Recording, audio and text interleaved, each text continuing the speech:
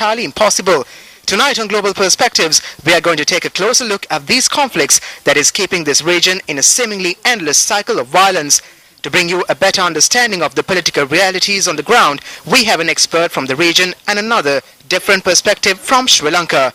That's what's ahead on Global Perspectives tonight.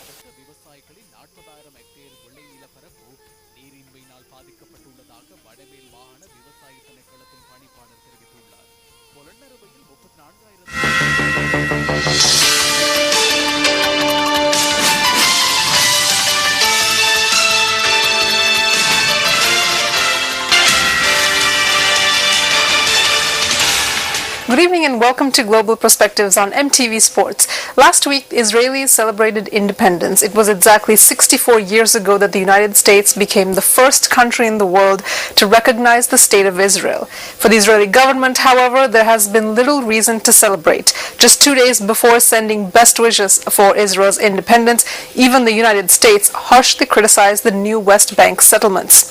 The week of independence saw a lot of other criticism as well, aimed at the administration of Prime Minister Benjamin Netanyahu about the government's positions both on Palestine and Iran. Before we talk about the crisis between Israel and Iran, this first report takes a look at the ongoing conflict with the Palestinians. Shortly after taking office in 2009, Israeli Prime Minister Benjamin Netanyahu spoke optimistically about peace with Palestine, and he even promised not to build new settlements. I turn to you, our Palestinian neighbors, led by the Palestinian Authority, and I say, let's begin negotiations immediately without preconditions. Israel is obligated by its international commitments and expects all the parties to keep their commitments as well. And I say to the Palestinians this evening, we want to live with you in peace as good neighbors. The territorial question will be discussed as part of the final peace agreement. In the meantime, we have no intention of building new settlements or of expropriating additional land for existing settlements.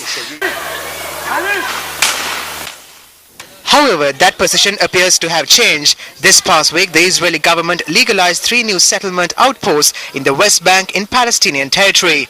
Establishing settlements is one of the most volatile issues in the conflict, but the Prime Minister has also indicated he supports a contiguous Palestinian state, something that has not been expressed before.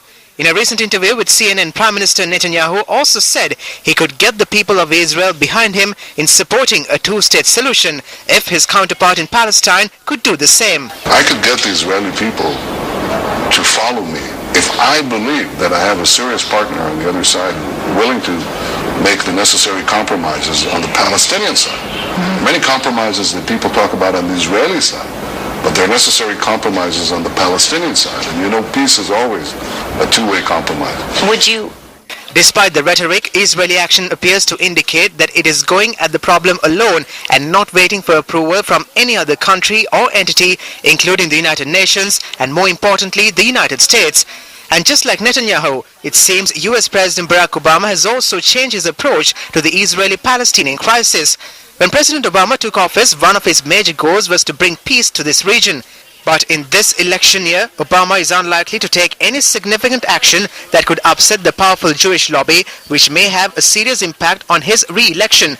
It probably won't be until next year when the United States takes stern action to bring both parties back to the negotiating table. Reporting for Global Perspectives, I am Swan Fernando from the News First International Desk.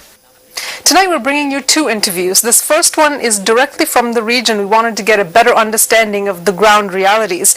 So our first guest tonight is Mr. Akiva Eldar, who is a senior columnist and editorial writer for the Israeli daily Haaretz newspaper.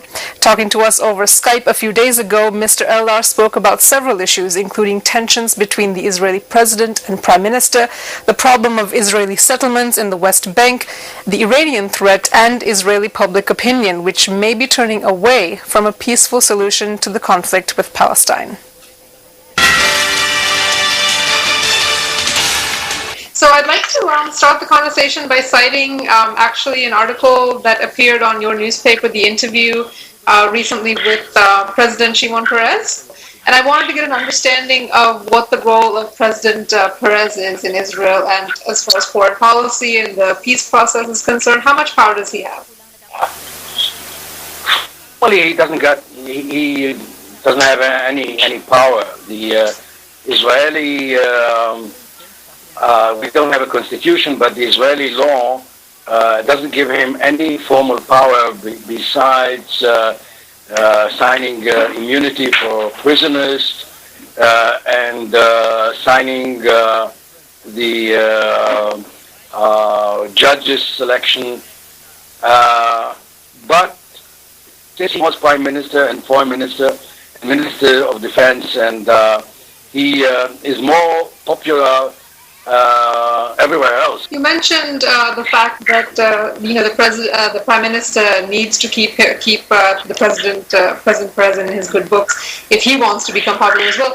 And it's interesting that you mentioned that, because there seems to be some tension, as I read in the article and some other articles as well, that President Perez doesn't appear to agree with some of the things that the Prime Minister Netanyahu is doing, particularly with regards to the peace process. So what is their relationship with regard to that particular issue? Is there a lot of tension, more so than we see from their public statements? Yeah, as you may know, Prime Minister Netanyahu asked Shimon Peres to start a back channel with President Abbas, and they have been meeting in Europe and here in Israel.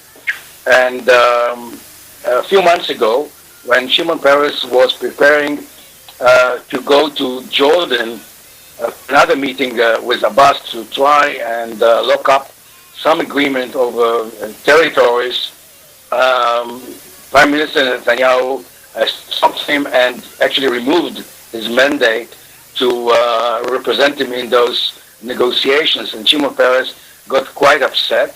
Shimon Peres believes that the only way to reach an agreement with the Palestinians is to offer them 100% of the equivalent of 100% of the West Bank, while what the Prime Minister Netanyahu has in mind is no more than, in the best case, a 50-50 agreement, which is, of course, a non-starter.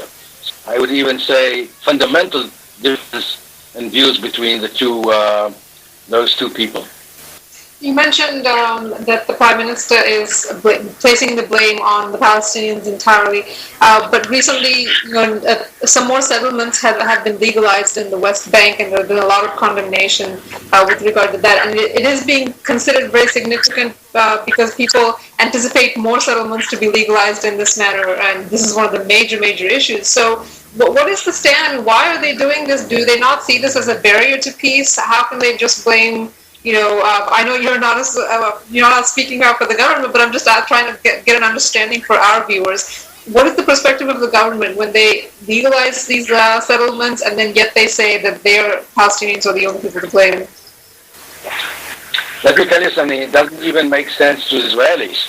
There is a clear paradox that on one hand, the Prime Minister is talking about a two-state solution, and with his other hand, he's doing everything to undermine any likelihood of an agreement that can be accepted by the Palestinians. Actually, the message of legalizing outposts and expanding settlements is very different from the message that we heard from him in June 2009, that he believes that the only solution is the two-state solution, and which means, of course, dividing the land between Israel and the Palestinians, i.e. that they will get if not all the West Bank, the vast majority, more than 95% of those territories. So these settlements, most of them will have to go.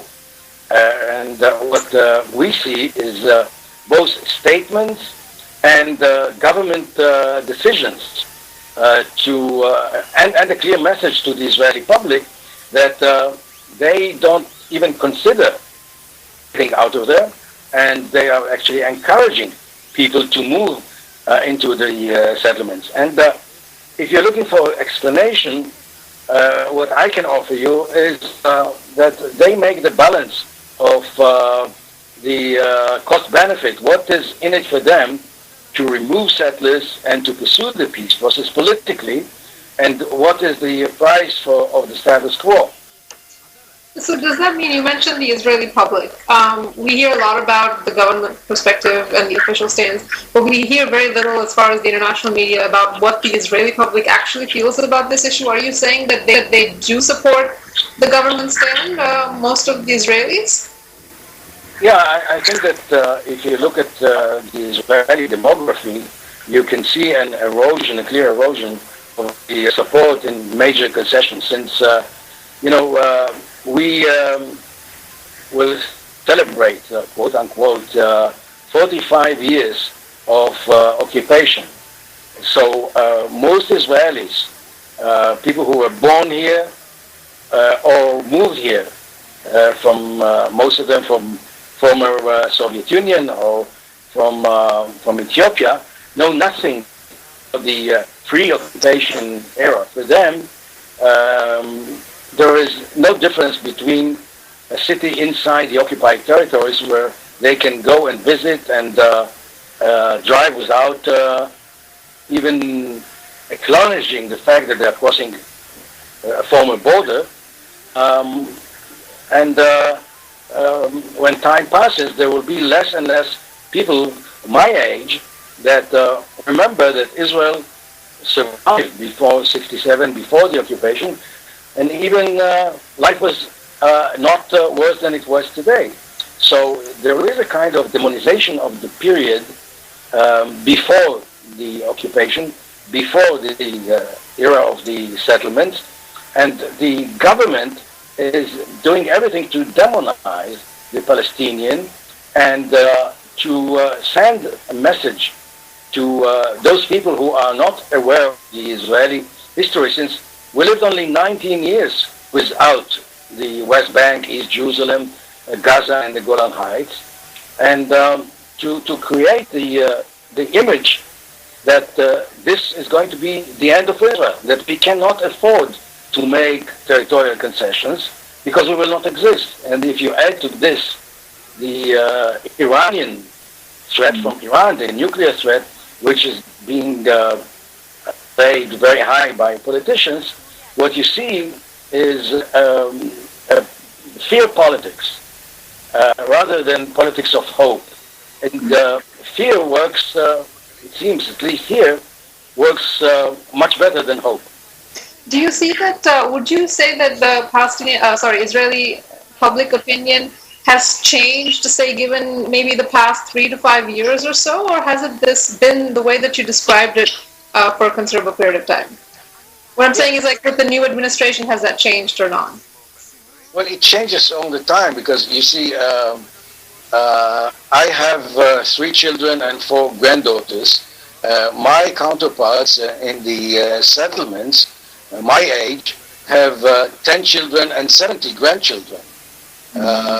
So in few years they will be the majority with the ultra-Orthodox, and we, the liberal minority, will have to give up what's left of hope for any kind of coexistence with the Palestinians, not only in the occupied territories, but even with our next door neighbors, who, we have 20% of the Israeli population are Jewish. Our Israeli Arabs who lost the war in 48, and the government has been able to pass so many, I would even say racist legislation without any protest.